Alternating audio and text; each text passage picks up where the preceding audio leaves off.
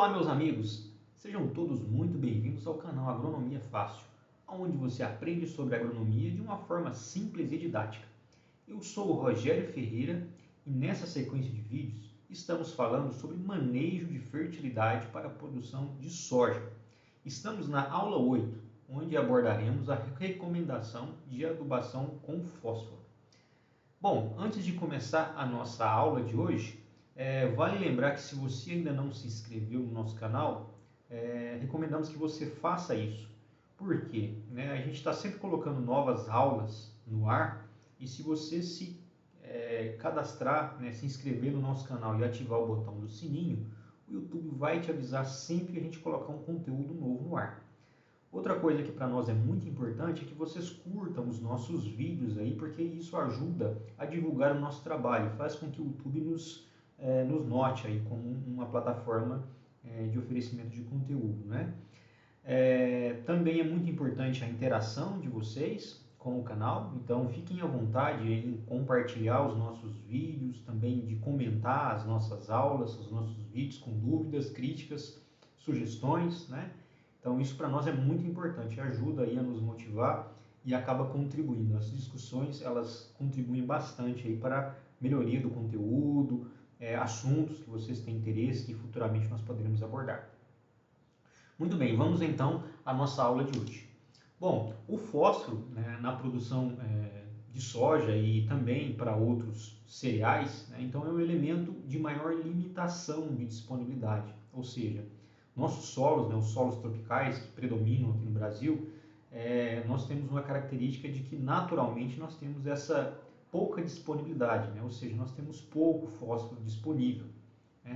Então, assim, é um elemento muito importante, a gente tem que estar acompanhando a situação dos solos para evitar que a gente tenha aí uma queda de produtividade, uma queda de performance em função dessa limitação.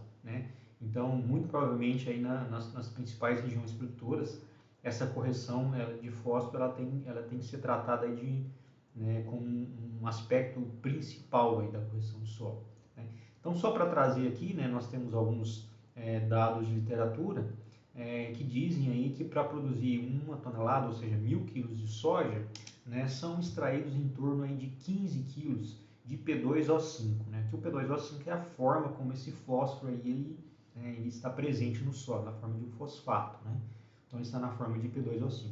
Desses 15 quilos que são extraídos, nós já vimos nas aulas anteriores a diferença de extração e exportação, apenas 10 quilos são exportados, ou seja, não volta para o solo. Então, dos 15, 5 continua lá em forma de palhada, de restos culturais, mas tem 10% aí que vai embora. Então, 65% que vai embora, ou seja, 10 quilos do P2O5 vai embora para a empresa que compra os grãos. E então essa quantidade ela precisa ser reposta, porque senão com o passar do tempo isso vai causar um déficit muito grande. Em algumas situações que se tem aí um saldo, uma alta quantidade de fósforo em função de correções anteriores, às vezes existe a sobra, o elemento em grande quantidade, muito além do que a cultura vai extrair. Então pode acontecer que, por exemplo, uma ou até mesmo 2 safras sem a aplicação do fósforo, o agricultor continua tendo uma performance boa, então ele tem a falsa impressão de que aquele fósforo ele não está sendo necessário. Mas quando você só tira, não coloca, a tendência é que isso em algum momento acabe e aí o prejuízo vai ser grande. Até o agricultor conseguir repor novamente o fósforo em quantidades adequadas, pode ser que leve aí alguns anos, e aí ele pode ter um grande prejuízo. Aqui, pessoal, nós temos uma informação muito importante que acontece muito nos solos tropicais, que é a questão da fixação do fósforo por algumas partículas, por algumas partes do solo. Então, o que acontece? O P2O5 ele tem carga negativa, como nós estamos vendo aqui. E, por exemplo, alguns elementos ali, algumas partes do solo, como os óxidos de ferro e óxidos de alumínio, eles têm carga positiva. Então, as cargas opostas, elas se atraem. O que causa isso? Então, isso causa uma fixação de forma pouco reversível. Ou seja, torna esse P2O5 que está no solo indisponível para as plantas. O que significa isso? Nós temos o fósforo lá no solo, mas a planta não consegue absorver através do seu sistema radicular. Isso é muito ruim, porque o fósforo ele não pode ser usado. Então, digamos que nós fizemos um investimento aí, adicionando, e esse fósforo ele é fixado e fica indisponível. Isso se acentua-se nos solos que apresentam teores de argila mais elevados. Então, teores de argila, percentual de argila mais elevado, juntamente com óxidos de ferro e alumínio, maior será o poder de fixação aí do P2O5. Então, maior a chance disso acontecer. Então, como é que a gente resolve isso? Através da prática da calagem, que inclusive nós já comentamos nas aulas anteriores. Então, esses óxidos de ferro e de alumínio, eles podem assumir carga residual positiva ou negativa em função do pH do solo, que também nós já falamos nas aulas anteriores, e a calagem ela promove um aumento desse pH, o que neutraliza essas cargas positivas, dando espaço para as cargas negativas das argilas. E como nós vimos no slide anterior, que o P2O5 tem carga negativa e as cargas iguais se repelem, então isso neutraliza aquela absorção do P2O5 pelas partículas de solo, no caso das argilas. Então esse P2O5 ele fica em uma situação disponível para a solução do solo, onde as raízes das plantas elas conseguem fazer essa absorção. Então aqui nós temos um esquema, só mostrando. Então nós temos aqui, considerando como se fosse uma partícula de solo aqui, nós temos as argilas com carga negativa, os óxidos de ferro e de alumínio atraindo, ou seja, absorvendo esse P2O5, e tornando indisponível. Na medida que nós neutralizamos essas cargas positivas, então as cargas negativas das argilas e do P2O5 elas se repelem, fazendo com que isso se torne disponível para as plantas. Nós comentamos que a questão do pH, pHs baixos, na medida que a gente vai aumentando, a gente vai causando essa disponibilidade. Só que a gente não pode aumentar esse pH do solo indistintamente. Então existe um limite, então a faixa ótima para a disponibilidade de P2O5 fica ali em pH de 5,5 até 7. Porém, nós temos que a gente também não pode pensar só no fósforo. Então nós temos vários outros macros e micro elementos. Então a gente tem que pensar em todos. Então nós também já falamos nas aulas anteriores, para a agricultura de grandes culturas, o pH ideal fica ali em torno de 6,5, que está dentro dessa faixa ideal para fósforo, para o P2O5. Então, é claro, existem diferentes situações, mas de uma forma geral para a soja, o pH levemente ácido, ou seja, ali por volta de 6,5 seria um pH ideal para o fósforo e para os principais macro e micro elementos. Um ponto que é muito importante também a gente reforçar é a questão da mobilidade. Então o fósforo ele é conhecido por ser um elemento de pouca mobilidade, ou seja, ele se movimenta pouco aí no solo, através, por exemplo, do fluxo de massa. Então isso ocorre pouco com o fósforo. Ele tende a ficar aonde ele é colocado. Se não tiver uma força externa promovendo essa movimentação, ele vai ficar ali. E a maioria da absorção do fósforo pelas raízes, ela ocorre através da interceptação. Ou seja, na medida que a raiz vai crescendo, ela encontra essas partículas de fósforo aí no ambiente radicular e ela começa a absorver. Então aqui nós vemos a importância de se ter na soja e em todas as culturas um sistema radicular robusto, porque quanto mais raízes, mais será a probabilidade dessa raiz encontrar uma molécula de fósforo e de outros nutrientes também. Sem contar a questão da absorção de água. Quanto mais raiz a gente tem, mais condições a planta tem de absorver água e, inclusive, por exemplo, em ambientes mais profundos, onde pode ajudar a planta aí a passar por um período de veranico, ou seja, de ausência de chuvas. Aqui a questão da mobilidade, né? Então nós temos falado aí, tem se praticado a questão da operação de adubação a lanço, ou seja, o fósforo ele é aplicado na superfície do solo, né? E como nós já comentamos, essa baixa mobilidade, ela impede aí, ela pode impedir que o P2O5 ele desça ali até a região das raízes, né? Então isso pode ser um fator limitante. Nós vamos falar um pouquinho mais à frente sobre isso. Então isso pode causar, né, uma certa deficiência aí de P2O5 nas regiões das raízes, ou até mesmo fazer com que as raízes elas fiquem concentradas aqui mais nos primeiros centímetros de solo. Então tem que cuidar bastante disso. E de novo, né, quanto maior o teor de argila, menor será essa mobilidade, porque quanto maior, nós já vimos também, né, que quanto maior o teor de argila, mais a chance de haver aí a dissorção. E aqui a gente entra, né, na questão do diagnóstico do teor de fósforo. Então, como é que a gente faz isso? Como os principais macro e microelementos aqui, a gente tem que usar a ferramenta e análise de solo. E também, um bom técnico está sempre antenado aí no histórico da área, porque isso também pode dizer muito para nós, né? Então, as faixas, elas são definidas, as faixas de correção, né, elas são definidas de interpretação e correção, elas são definidas em função do teor de argila e do extrator usado. Basicamente, nós temos dois extratores, ou seja, substâncias que são utilizadas para extrair esse solo das amostras, lá para poder mensurar, né?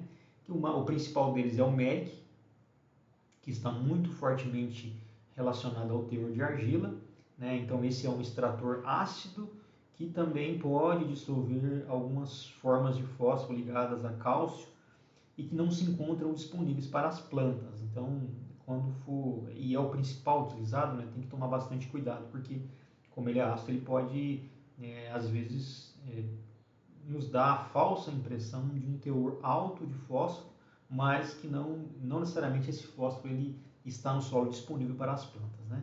E nós temos também esse método de resina, que esse aí ele não tem essa dependência do teor de argila.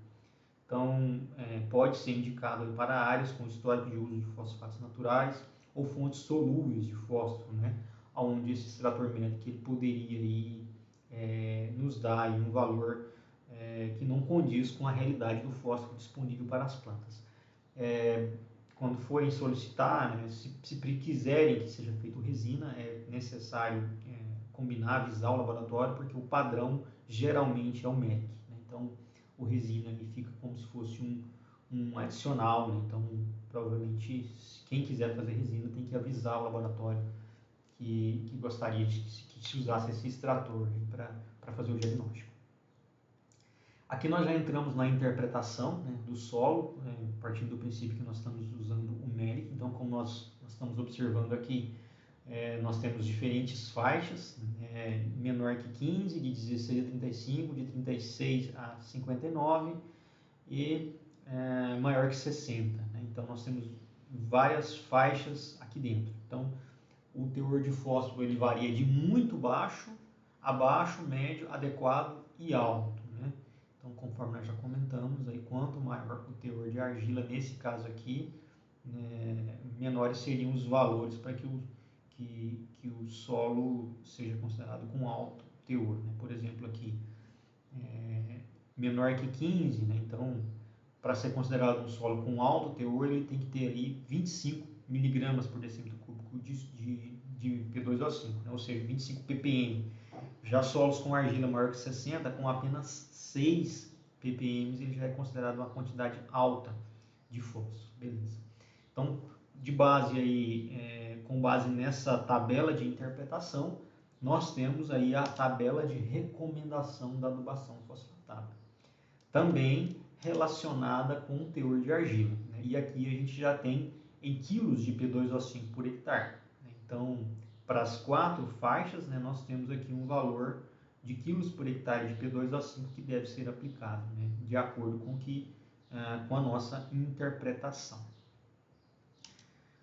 Então, aqui nós temos um exemplo prático, né? Então, uma área, um resultado teórico aí de uma área com 47%, né, de P2O5, ou de argila, desculpa, e que nós tivemos, aí, através da análise de solo, uma quantidade de 9,8 mg por decímetro cúbico, ou o mesmo que ppm, né? Então, a gente vai para a tabela de interpretação, então a argila 47%, então está na faixa de 36 a 59, e nós temos 9,8 miligramas, né? Então está na faixa do nível adequado, né? O que significa isso? Não é necessário a gente fazer nenhuma correção nessa área se eu tenho esse valor, né? Ou seja, eu tenho um nível adequado, tá? Mas aí a gente tem que preocupar não só com a correção, né? A gente tem que se preocupar também com uma adubação de manutenção, né? Que a gente nunca pode exaurir o que está no solo, a não ser que a quantidade que tem lá é muito alta. Então a gente precisa pensar no que a nossa safra ela vai consumir. Isso depende primeiramente da cultura, aqui nós estamos falando de soja, né? E aí depois a gente passa pela expectativa de produtividade. Depois disso a gente tem a exportação estimada do elemento, né? No caso nós vimos ali nos primeiros slides. Nós temos que ver a eficiência de aproveitamento do adubo que você vai usar. Nós temos que ver o total de P2O5 a ser reposto. Nesse caso aqui nós não vamos repor nada porque está com um nível adequado. E também nós temos que saber qual que é a fonte de P2O5 que nós iremos utilizar, porque de acordo com a fonte a gente tem um percentual diferente de P2O5 presente, né? Então vamos considerar esses dados aqui por nosso exemplo didático. Então digamos que nós tenhamos uma expectativa de produtividade de 60 sacos, e para esses 60 sacos, de acordo com o que nós vimos nos slides anteriores, isso as pesquisas têm mostrado, nós exportaríamos aí 36 kg de P2A5. Então digamos que nós estamos usando esse adubo com uma eficiência de 80%, ou seja, né, a cada 100 kg que eu jogo lá, eu tenho só 80 kg de aproveitamento, o resto é perdido por alguma razão, né? Isso pode variar muito, mas em termos gerais, 80% é um valor razoável, né? Então a gente, com base nesse 80%, a gente chega no número de 45 quilos, né? Então, ou seja, para mim ter 36 quilos de P2O5, se o meu adubo ele é 80%, então eu tenho que jogar 45%, 45 quilos por hectare do elemento. Então, o adubo escolhido aqui foi o MAP, né? Que ele tem composto aí por P2O5 mais um percentual de nitrogênio, né? Então esse MAP ele tem em torno aí de 48% de P2O5. Então com esses valores a gente consegue calcular a quantidade, né, de adubo que eu tenho que aplicar apenas para me fazer a manutenção, ou seja, aplicar aquilo que a cultura vai extrair, né? Então 45 quilos. Se o meu produto ele tem apenas 48%, né, do MAP, então eu vou precisar aplicar 93 kg por hectare deste adubo para mim ter esses 45 kg. Ok, agora nós temos um exemplo aqui onde a gente precisa fazer a correção, né, e a manutenção. Então, de novo, um exemplo didático aqui com um teor de argila de 40%. E uma quantidade de fósforo lá disponível no solo de 6 mg por decímetro cúbico, ou seja, 6 ppm. Então a gente vem na tabela de interpretação, né? Então cai aqui na faixa dos 36 ao 59%, e o meu 6 ppm está no nível médio. Então o nível médio ele já pede uma adubação de correção, né? Então a gente vai para a tabela de interpretação, de novo considerando o teor de argila de 36 a 59%, e aí no nível médio ele me pede aqui 50 kg de P2O5 por hectare para me corrigir esse solo, né? E aí beleza, tem a questão da correção, mas de novo nós precisamos pensar também na adubação de manutenção, né, o que a cultura vai extrair. De novo a gente considera aqui uma produtividade de 60 sacos, né? E aí o agricultor precisa entender qual que é a expectativa dele. Nós sabemos que tem áreas aí onde se tem uma expectativa maior de produtividade, né? Áreas irrigadas, por exemplo. Então aí precisa calcular aí de acordo com a expectativa de produtividade. Então aqui seriam, que nós já calculamos no slide anterior, para essa expectativa de produtividade de 60 sacos, a gente precisaria ali repor 45 kg de P2O5.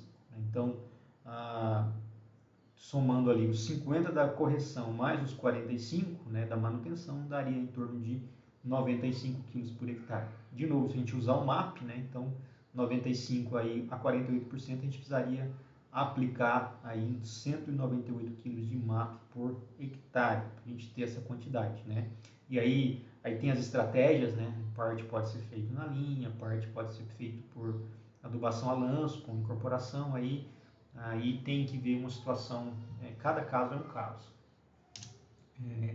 Aqui a gente fala sobre adubação a lanço, né, pessoal? É um assunto que tem sido amplamente discutido, alguns pesquisadores são ferrenhos defensores, outros são contra, né? Nós temos aí diferentes academias aí defendendo e atacando essa prática, mas a realidade é que isso vem sendo aí amplamente empregado, né? Por quê, pessoal? Porque é um ganho de eficiência operacional muito grande, né? Hoje, na nossa agricultura, que nós trabalhamos com verão e safrinha, o tempo é fundamental, né? A velocidade das operações. Então, isso é muito importante. Outro ponto também é a diminuição de carga nas plantadeiras, né? Então, o pessoal tem buscado aí o máximo, né, ficar ali só com a semente, né, o quanto possível, ficar, se possível, só a semente, porque isso o ganho operacional, a velocidade, ela aumenta muito. Então, essa pressão por ganho de eficiência, ela é muito grande e o agricultor está sempre pensando nisso. Mas, por outro lado, a gente tem que pensar em ganho de eficiência, mas nós não podemos perder também a qualidade, né? O aproveitamento do fertilizante, que é um dos insumos mais caros ainda da agricultura. Então, mas assim, a realidade é que está sendo usado, e a gente sabe que tem prós e tem contra, né? E quando utilizado, como qualquer outra prática agrícola, tem que ser utilizado da forma correta, né? Então, aqui tem os riscos, né, de uma operação mal feita de aplicação a lanço, seria o acúmulo e o depósito do fósforo apenas nos primeiros centímetros do solo. Então, se isso ocorrer, como nós já comentamos, né, as raízes elas tenderão a se concentrar apenas na superfície, né? E se não tiver um problema de seca aí, tiver um fornecimento de água regular, não vai ter muito problema não. Ela vai ter o elemento ali, ela vai ter água ali na superfície e vai tudo bem. Mas em uma situação, por exemplo, onde falta chuva, por exemplo, então se você tiver a superfície, o sistema radicular apenas na superfície ali, você pode ter problema, né, de déficit hídrico. Então, como nós já comentamos, o ideal é que esse sistema radicular ele se aprofunde, né? Ou seja, ele vá para as camadas mais profundas, um volume maior de raiz aumenta as chances aí tanto de captura de nutrientes como também de água, né, pessoal? Então, de novo, né, se vamos fazer uma operação, se vamos aderir a essa adubação a lanço, a gente tem que estar ciente desses riscos e fazer a operação de forma adequada.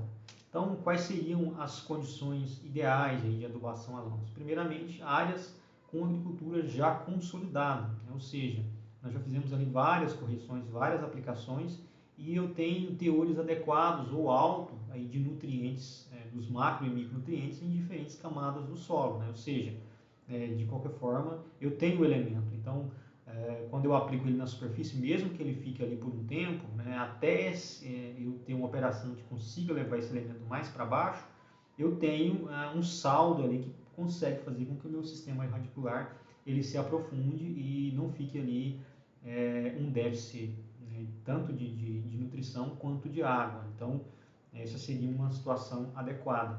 Outra situação que ajuda muito também é uma prática que o Brasil é campeão, né, que é a questão do plantio direto. Então, esse plantio direto ele promove ali uma abundância de palhada, né, um aumento de matéria orgânica e também uma elevada atividade biológica, né? Então, esses fatores eles acabam ajudando aí a levar, né, carrear esse fósforo para as camadas mais profundas, mesmo que ele tenha sido aplicado em superfície.